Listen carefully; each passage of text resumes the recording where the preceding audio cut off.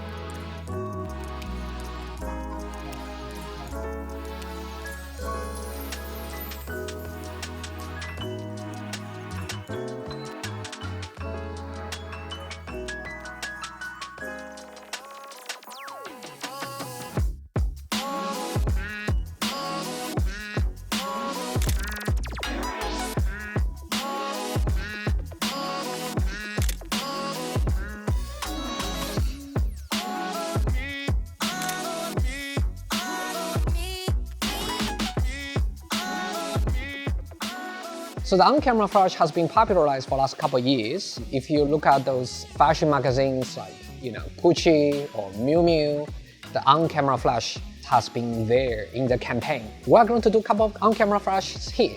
Just remember, the modeling lights will help you, number one, to focus on the subject. Number two, to see where the lights to falls. So you can tilt the head of V1 to focus on the subject's head. And the lights will fall off of her body. Yeah? How much fall off you want? You can utilize that by using the zoom function. By zoom 105, that really helps to focus on her, head area, and her lower body is going to be probably very dark. By using 28 on the wider angle, the whole body is going to have a similar luminosity.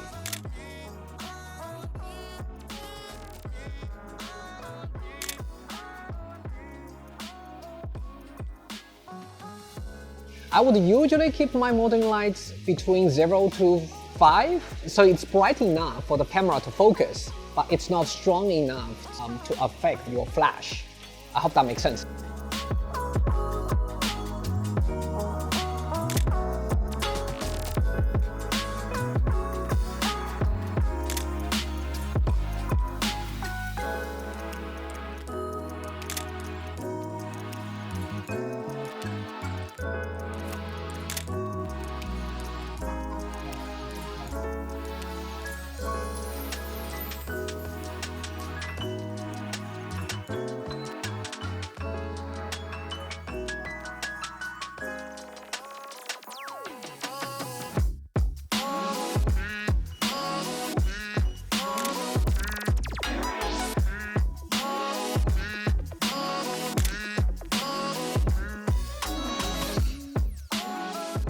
The second way, of course, will still be using V1 as an on-camera flash, but rather than point it directly towards your model, you can tilt the head and reflect somewhere.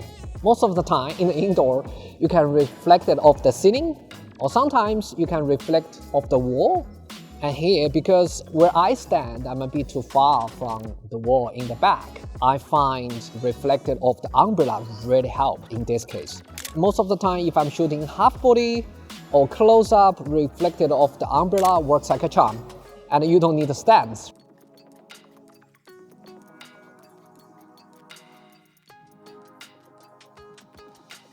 But you'll see that V1 starts to struggle a bit if we back our camera further away from the model and try to do some full body shot.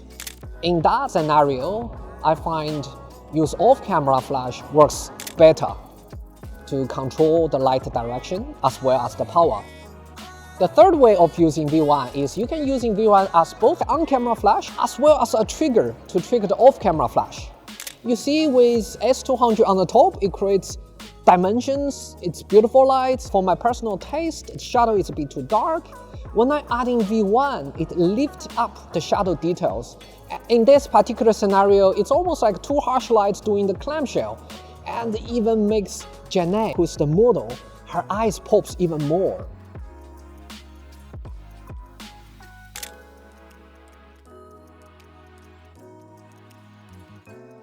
So with V1, you can do both on-camera and off-camera flash at the same time with a minimal setup. So that's the third way I would use V1 for.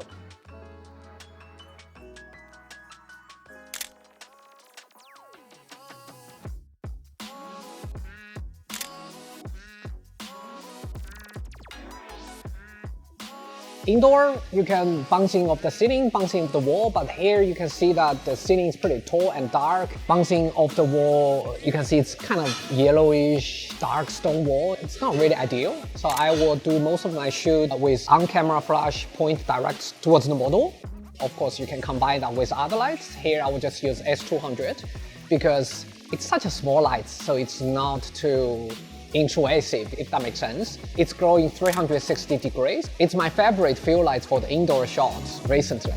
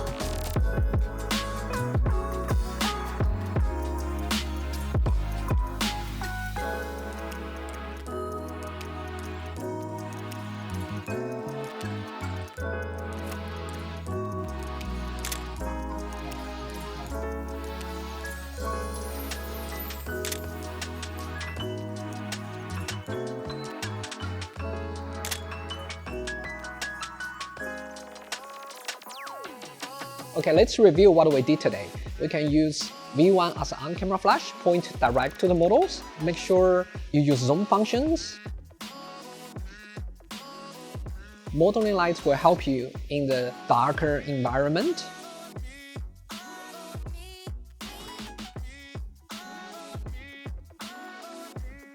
You can also use V1 as an on-camera flash, but tilt the head to bounce off some surface. It could be ceiling, it could be wall. In this tutorial, it's the umbrella.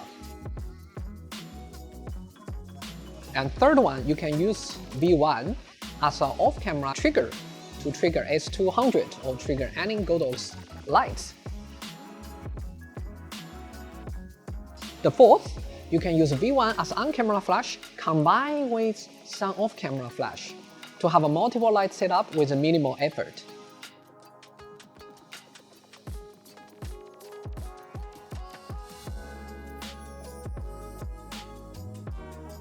I hope you guys like this episode. This is my Aries Tao. I will see you guys in the next video.